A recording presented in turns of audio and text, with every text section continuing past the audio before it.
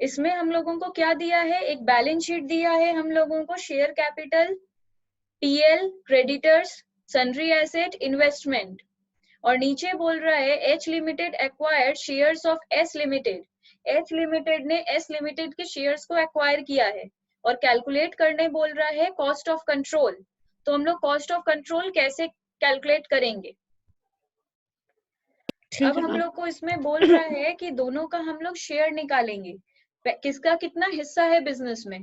तो share capital S का कितना दिखाई दे रहा है, 5 लाख, और उसको अगर हम लोग 10 से डिवाइड करेंगे तो 50,000 आ जाएगा, और एस में इन्वेस्टमेंट है सिर्फ 4,000, तो इसलिए 4,000 डिवाइडेड बाय 50,000 करेंगे तो बहुत कम परसेंटेज आ जाएगा। इस तरह समझ में आना चाहिए कि वो 100 का एक एक शेयर है, इसलिए 5 लाख से 100 को डिवाइड करेंगे तो 5,000 शेयर है एस का टोटल, उसमें से एच ने खरीद लिया है 4,000, इसलिए 4,000 डिवाइडेड बाई 5,000 किए हैं इंटू 100, तो 80% है एच का परसेंटेज और सब्सिडियरी का परसेंटेज है 20%। उसके बाद सेकेंड स्टेप होता है प्रॉफिट निकालना। तो हम लोग निकाल रहे हैं कैपिटल प्रॉफिट और रेवेन्यू प्रॉफिट। इसके लिए सबसे पहले हम लोग देखते हैं opening balance of PL. Opening balance of PL सब में दिया हुआ नहीं है, अगर ये दिया हुआ होता तो नीचे दिया हुआ होता, इसमें दिया हुआ नहीं है इसलिए समझ में आ रहा है कि ये नील है, इसलिए दोनों में ही नील लिख दिए। अगर होता तो कैपिटल प्रॉफिट में लिखते। उसके बाद बैलेंस शीट देख रहे हैं, बैलेंस शीट का एस लिमिटेड में पीएल में 75,000 है, ये इंक्रीज हुआ होगा, साल भर का प्रॉफिट होगा, इसलिए इसको 75,000, अगर साल भर का प्रॉफिट है तो पूरा रेवेन्यू है, इसलिए रेवेन्यू के कॉलम में लिख दिए, टोटल कर दिए, कैपिटल प्रॉफिट आया ही नहीं, रेवेन्यू प्रॉफिट 75,000 आया, उसमें एच का और एस का हिस्सा कर दिए 80% और 20%, तो 60,000 एच का है, 15,000 सब्सिडियरी का है। उसके बाद हम लोग कर रहे हैं cost of control. Cost of control के लिए क्या करना पड़ता है, स्टेप है, इसलिए हम लिखते हैं computation of cost of control. इसमें हम लोग क्या कर रहे हैं, लिख रहे हैं अमाउंट पेड फॉर शेयर्स। इसमें क्या लिखेंगे, जो बैलेंस शीट में हम लोगों को दिया हुआ है, जो बैलेंस शीट में इन्वेस्टमेंट का रुपया दिया हुआ है 5,60,000 वो लेंगे, जो इन्वेस्टमेंट के सामने रहेगा वो है अमाउंट पेड फॉर इन्वेस्टमेंट 5,60,000, उससे लेस करेंगे face value of share purchased by H. H ने कितना फेस वैल्यू का शेयर खरीदा है, फेस वैल्यू मतलब कितना शेयर खरीदा है 4,000, और एक एक शेयर का वैल्यू कितना था 100 रुपीज, तो 4,000 इंटू 100 4 लाख, उसमें और इसमें कोई भी एडजस्टमेंट करने को है नहीं, इसलिए लेस करके आ गया 1,60,000।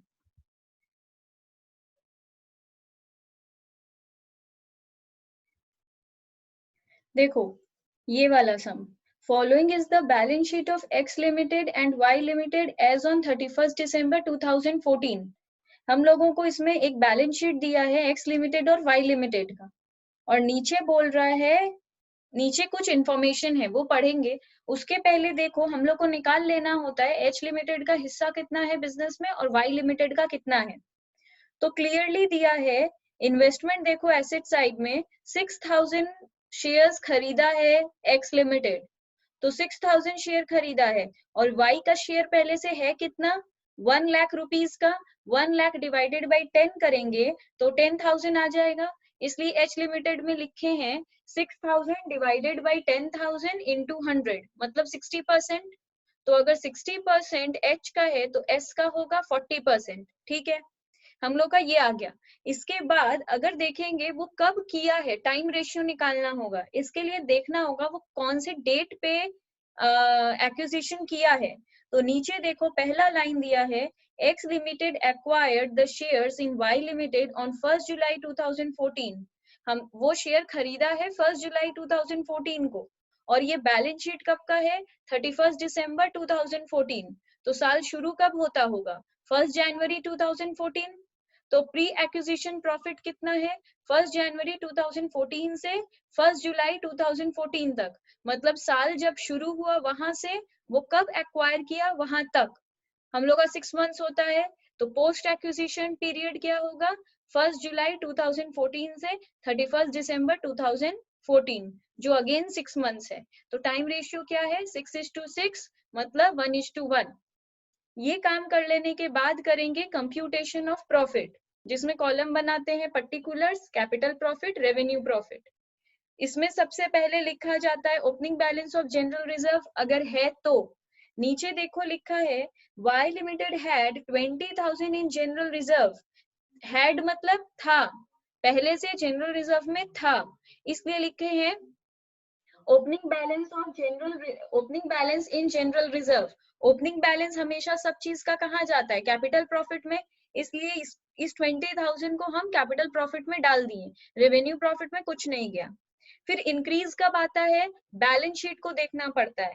बैलेंस शीट में जो जनरल रिजर्व दिया हुआ है सिर्फ वाई का कॉलम देखो 40,000 दिया हुआ है, मतलब पहले से जनरल रिजर्व में कितना था 20,000।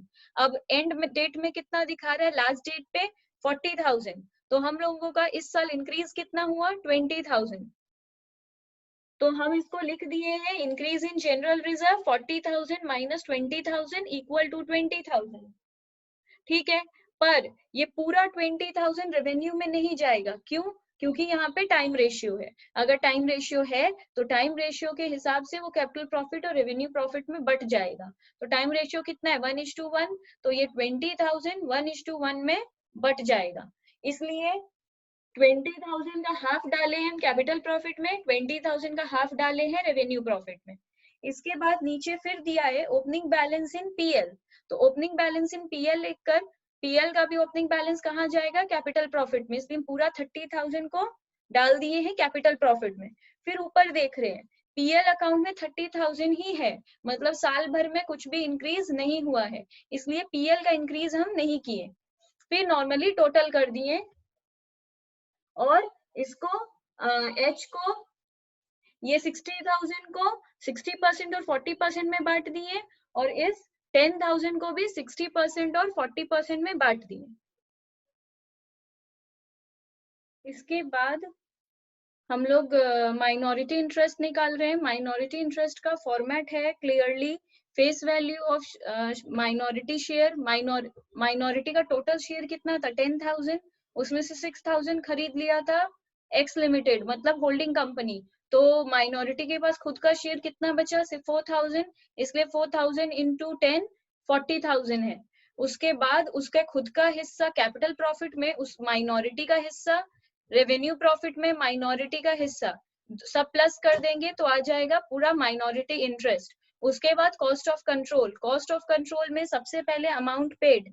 अमाउंट पेड में क्या बैठाएंगे, जो इन्वेस्टमेंट के सामने दिखाई देता है 85,000, उससे less face value of share, वो कितना शेयर खरीदा है, एक्स लिमिटेड कितना शेयर खरीदा है उसका फेस वैल्यू मतलब 6,000 इंटू 10, और कैपिटल प्रॉफिट में होल्डिंग कंपनी का हिस्सा जो हम लोग निकाल के रखे थे।